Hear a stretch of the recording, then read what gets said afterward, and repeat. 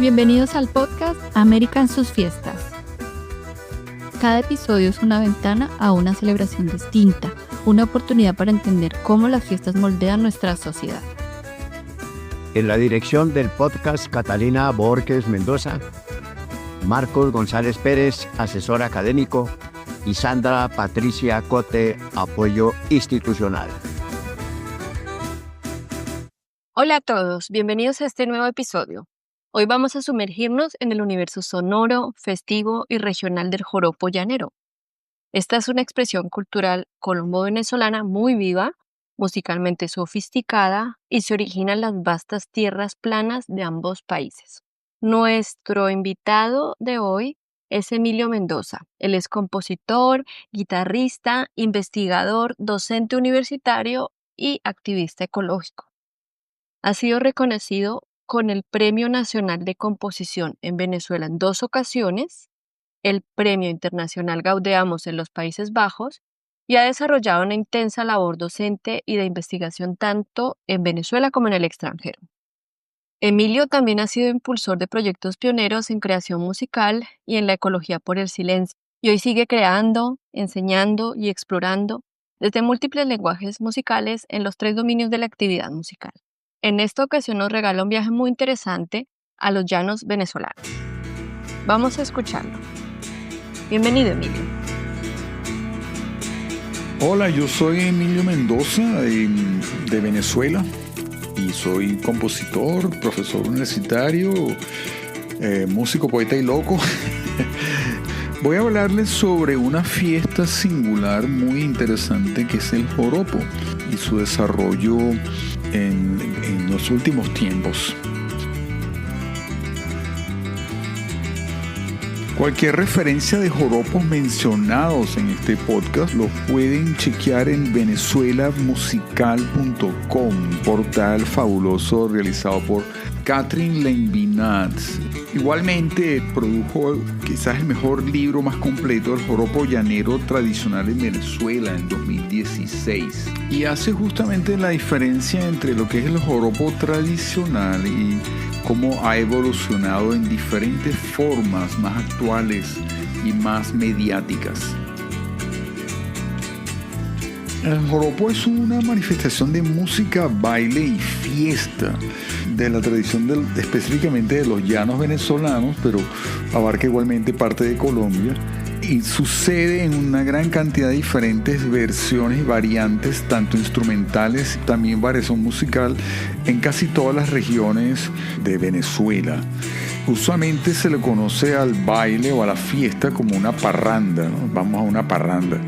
Pero anteriormente se lo conocía como fandango, de donde desciende de una, según Rafael Salazar, en su libro del joropo y sus andanzas del 92, caracteriza al joropo como un descendiente de música mozárabica. Es interesante saber que detrás del joropo hay resonancias tan antiguas, tan lejanas, incluso árabes. Nos invita a pensar el joropo como una constelación de prácticas culturales que han atravesado muchísimas regiones, incluso, digamos, han permanecido en diferentes generaciones, ¿no? Al pensar esto también me viene a la cabeza preguntarme si el joropo tiene una tipología ceremonial. Tengo entendido que muchas expresiones festivas venezolanas están enmarcadas en un calendario cristiano o religioso. ¿Sucede lo mismo con el joropo o el joropo está fuera de un calendario específico? Casi todas las manifestaciones culturales musicales en Venezuela están dentro del cronograma del calendario cristiano. Pero el joropo, siendo aún el baile nacional, no sucede sino fines de semana y días festivos. Y eso es durante todo el año. Entonces su tipología no es ceremonial ni tampoco obedece a fiestas religiosas ni fiestas monárquicas, aún menos. Son básicamente encuentros comunitarios, usualmente de una sola tarde, noche, y si son varios días seguidos, como 4 días, se llama una cantina. Se consume carne de ternera o de cochino que se cocina mientras se toca y se baila y se disfruta y se goza y se come y se bebe alcohol. Y lo que llaman carne en vara, ¿no? Como una especie de gran parrilla del animal completo. Pero sucede igualmente en clubs o bares, como también en festivales de competencias o en una plaza de un pueblo, de fiestas patronales o cualquier celebración.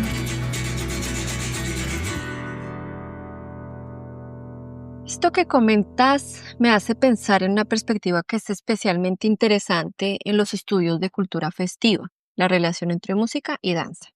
En el caso del joropo, por lo que explicas, esta relación es central. Es una práctica social donde la música y el baile son el eje del encuentro. Pasemos ahora a otro tema. ¿Qué te parece si hablamos de los instrumentos? Sus instrumentos los constituyen el arpa, con acompañamiento rítmico y armónico del cuatro, y las maracas, con canto y poesía improvisada unipersonal, o sea, no hay coros. El bajo eléctrico se incorporó a principios de los años 50, sustituyendo al contrabajo. Fue una evolución instrumental que luego se degeneró hacia una amplificación completa de todo el conjunto musical, incluyendo el arpa y el cuatro con lo que llaman una chapa, un micrófono de contacto. Y el joropo ha pasado a tener una característica sonora de alta amplificación, sobre todo en los restaurantes de mitad de camino, los famosos carne en varas también. El joropo ahora casi siempre se toca altamente amplificado, sobre todo el bajo. Esa es una característica nueva. Igualmente, en ciertas regiones como Barinas, sobre todo, antes del arpa, existía la bandola llanera, que es un cordófono de 4 órdenes. Y la bandola se toca con plectro, con una técnica inventada por Anselmo López, el gran bandolero o bandolista de Barinas, que se llama la técnica del jalao. En otras partes de Venezuela pueden ser de metal dobles, 4 órdenes dobles, porque se encuentra en otras regiones como Oriente. Y la bandola de 4 órdenes de nylon, que antes eran de tripa, es la bandola típica del joropo llanero y sustituye al arpa. Las dos funcionan. Los instrumentos pueden incorporar también en diferentes regiones el violín, la mandolina o guitarra, y también tambores, y las maracas puede también coexistir con la charrasca o el güiro de hueso, pero sin duda alguna el gran instrumento del joropo llanero son las maracas.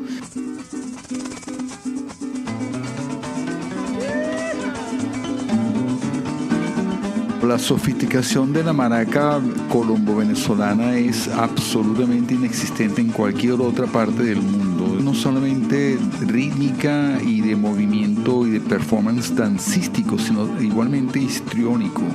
El maraquero pasa a ser el centro de atención en el joropo, así como el cantante. En alguna ocasión te he escuchado hablar sobre el cruce entre el joropo y el jazz. Me parece una perspectiva muy interesante y me gustaría que habláramos un poco sobre esto. Son dos mundos que parecen diferentes, pero al final tienen en común la improvisación. Cuesta entenderlo fácilmente, pero sé que lo explicarás mejor tú a los oyentes.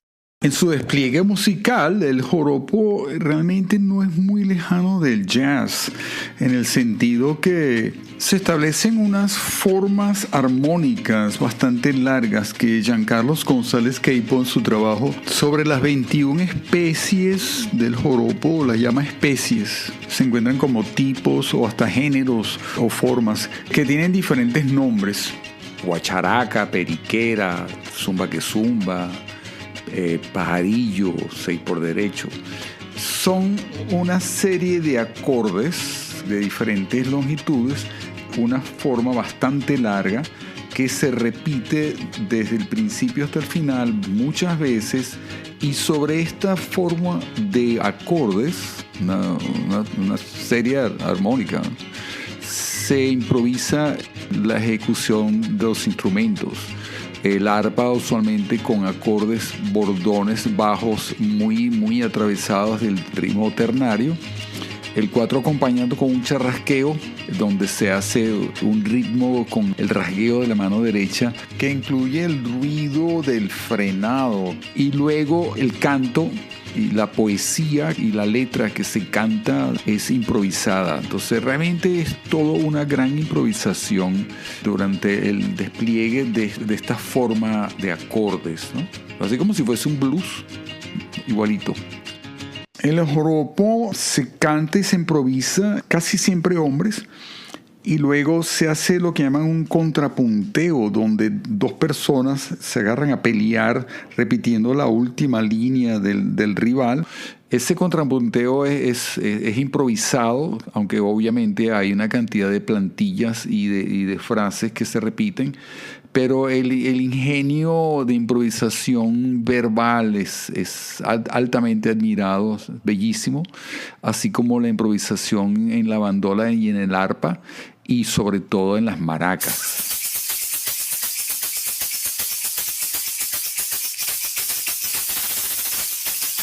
Ese joropo es el llamado joropo recio, lo llaman golpe también. Es rápido, de 74, la blanca con puntillo hacia arriba. Y esto contrasta con el joropo más lento, más valseado en 3x4, que es el llamado pasaje.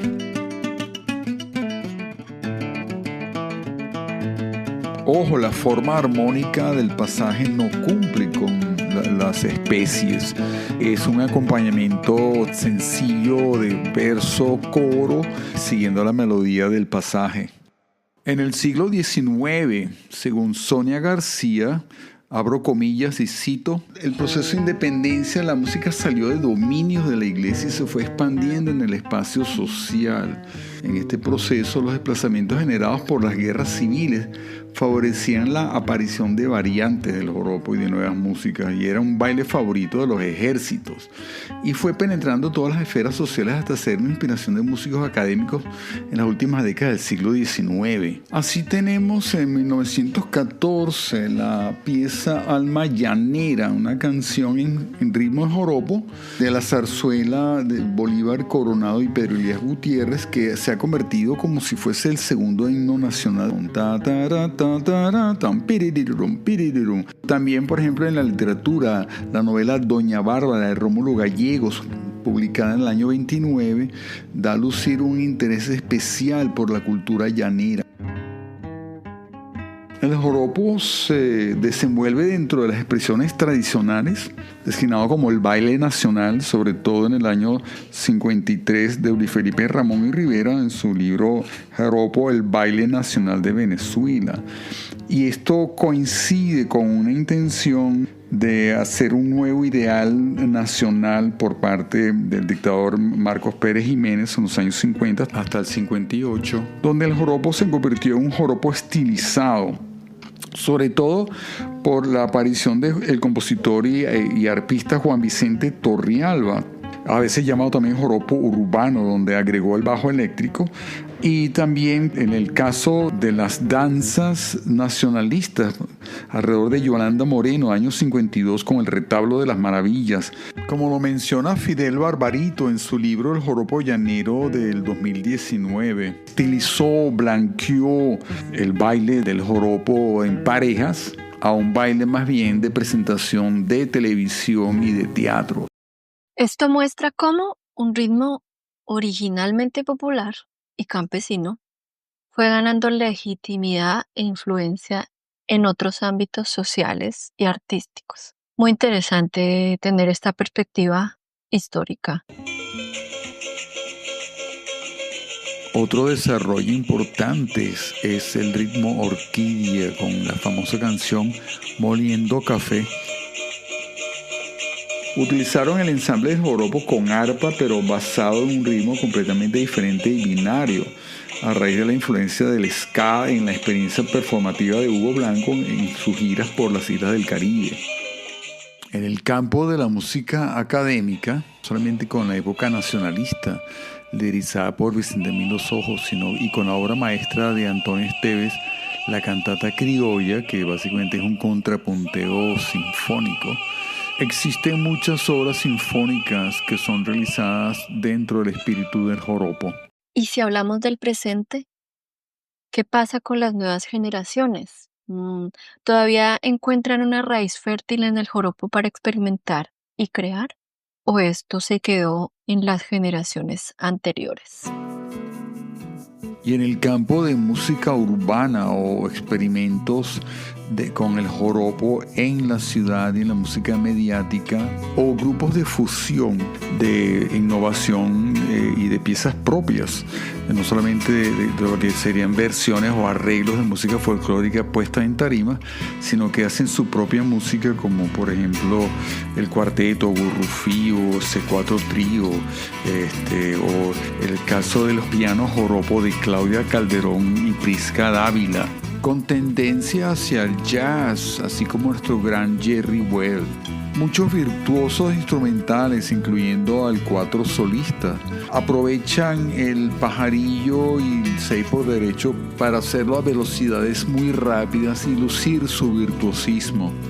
En 1998, Brito García llamó el desarrollo más contemporáneo del joropo, lo llamó el joropop.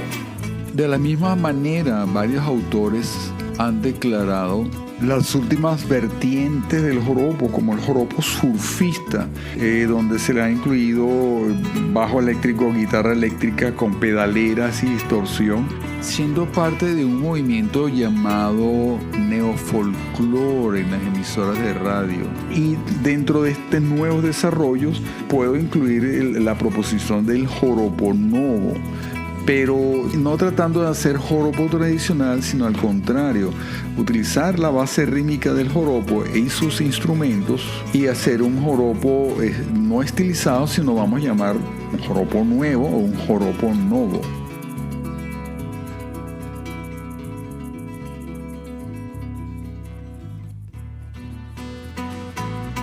Dentro de esta nueva expresión, que además se decide conscientemente de omitir el cuatro y el arpa, se adaptan ciertas técnicas instrumentales como el jalao con plectro de la bandola llanera, el charrasqueo del cuatro y el sonido de acordes arpegiados del arpa a la guitarra de nylon amplificada en ensamble de jazz, pero manteniendo idénticamente la base rítmica ternaria. Confieso que esto del joropo surfista me dejó sorprendida. Esta expresión pues es curiosa, ¿no?